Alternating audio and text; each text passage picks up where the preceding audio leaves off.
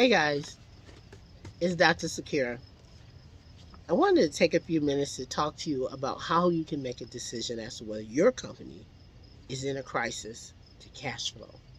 Because in intentional business, we know for sure that you need to be intentional. Things don't just happen. The only way for you to have change is if you are intentionally looking to change. You ever thought about it like when you're sitting in the chair and your butt gets uncomfortable? And after a while, you just have to shift, like move your body around in order for it to feel more comfortable. That's, in a short form, crisis. Your butt's in crisis. And until you move it, you feel uncomfortable.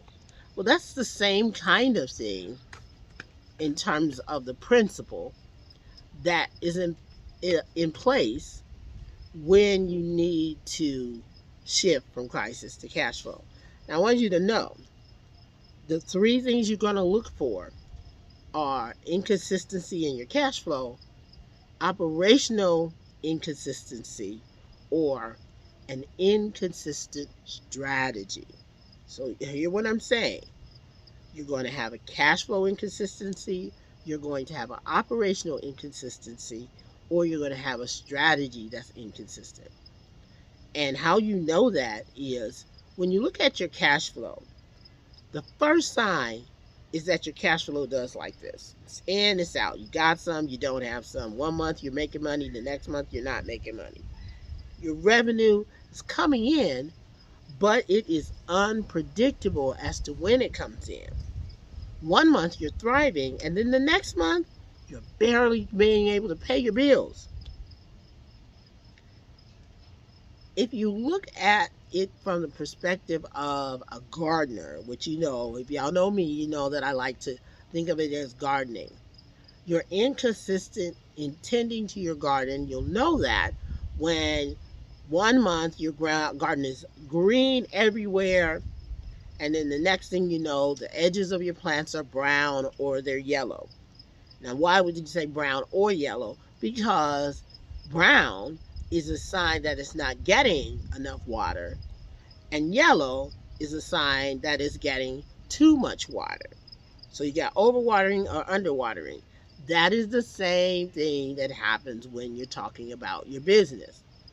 You either got a lot of money coming in and then you have none, which is like the sun, or you get way too much water because you didn't have it when you needed it, and so then it gets burnt off on the edges.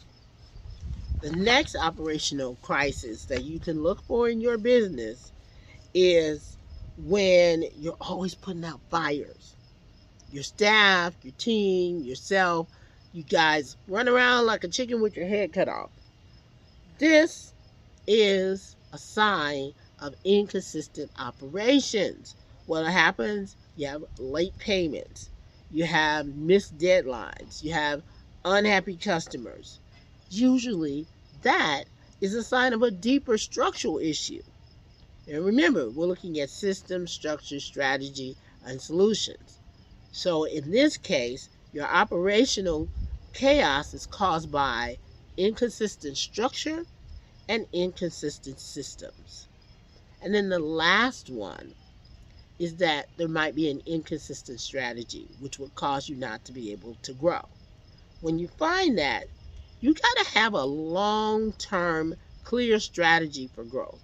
And how you'll know that you don't is because you're stuck in survival mode. All you're doing is trying to make it to the next month.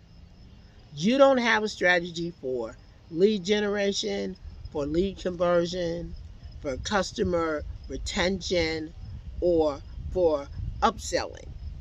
Those are required in your business. And if you don't have them and have a system that consistently allows you to replace uh, clients that you no longer have and to continue to grow your business, then you're going to have an inconsistent strategy. Now, here's how you can figure out what to do.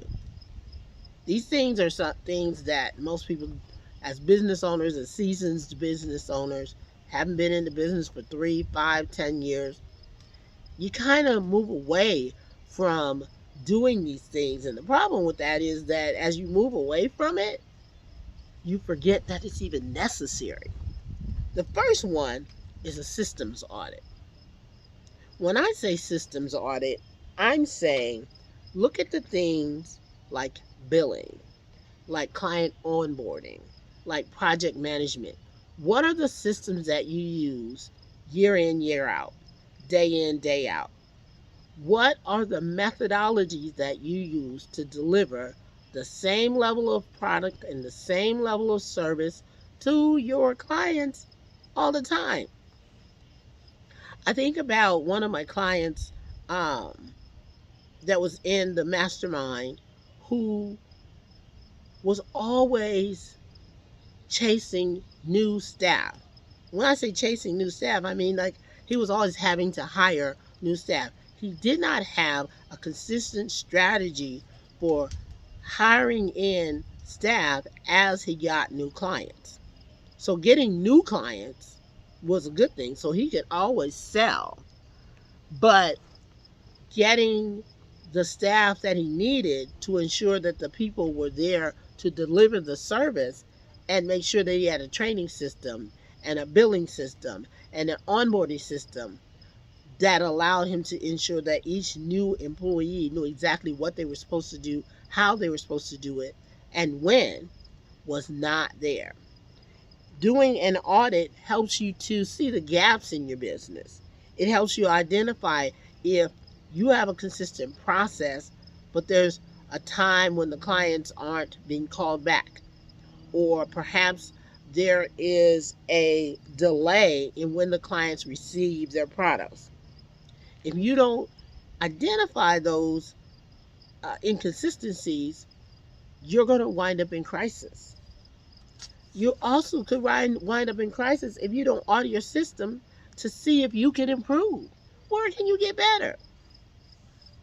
One of the key things that I've noticed with small business owners is that their answer is, I've always done it this way. But just because you've always done it this way does not mean that you can't improve the way that you are doing things. Look at the advent of AI. The AI has helped so many people accelerate their growth.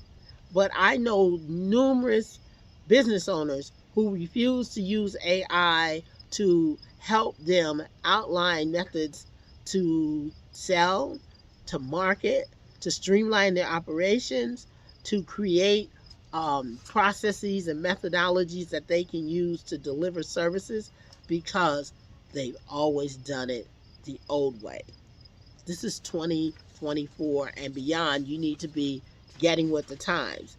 If you do an audit, it will help you to see where you can make changes in your business for you to grow. The second tip that I have for you to move from crisis to cash flow is to look at your structure. This means you need to review the roles of your team and the responsibilities of your team. And why do I say that? Because a lot of times people will make a staff member responsible but don't give them the authority. One of my clients that was in my mastermind ran a magazine, and she had a whole team of staff writers. She had an editor, and then she had an outside digital editor. She did not give her editor the total responsibility and authority to approve the initial design. And so every time the magazine was ready for print, it got held up by the owner because she would be moving about and doing so many things and didn't have the time to make the review that she needed to approve the magazine that was ready to go. So the fact that she had made this gap or this stopping point, which was her, instead of giving the authority to her staff and trusting her hiring, made her every month have an almost missed deadline. And again, like we said earlier, missed deadlines are one of those crisis identifiers under operational chaos. The other thing that you can consider is, do your people know if they're clearly being held accountable? Accountability is about not just assigning the responsibility and ensuring that the person knows what it is that they're supposed to do, but having a feedback loop that allows you to determine whether the person is doing the work in the way that you want it to be done, but it also is for you to allow them to be responsible, be authoritative, and be accountable for completing the task that was assigned to them.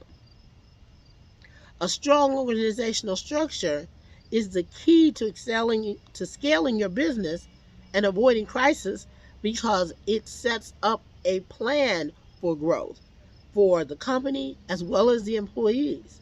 But if you don't allow people to be both accountable and responsible and have the authority to do the work, then it's difficult for your company to scale.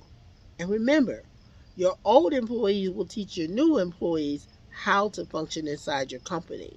So if you don't have a strong structure, a strong reporting structure, a strong feedback loop on what's going wrong and what's going right, then you're not going to be able to scale your business, because there's going to be gaps that will be filled in.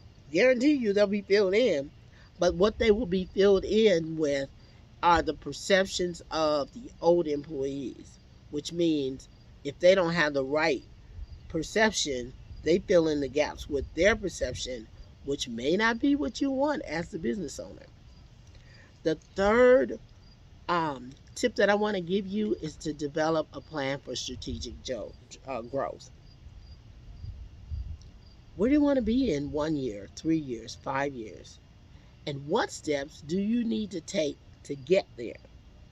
When you sit down and you do an intentional vision and you sit with yourself and your thoughts and you think through and envision how your company can grow and the things that can actually happen for your business, it's about being strategic. Like, what partnerships can I put in place? What new client base can I go after? What new products can we introduce? What new services can we introduce? And what's going on in my industry that might impact what I am doing? Do you think that the people who had cameras made cameras thought that they would become somewhat obsolete when the phone was introduced?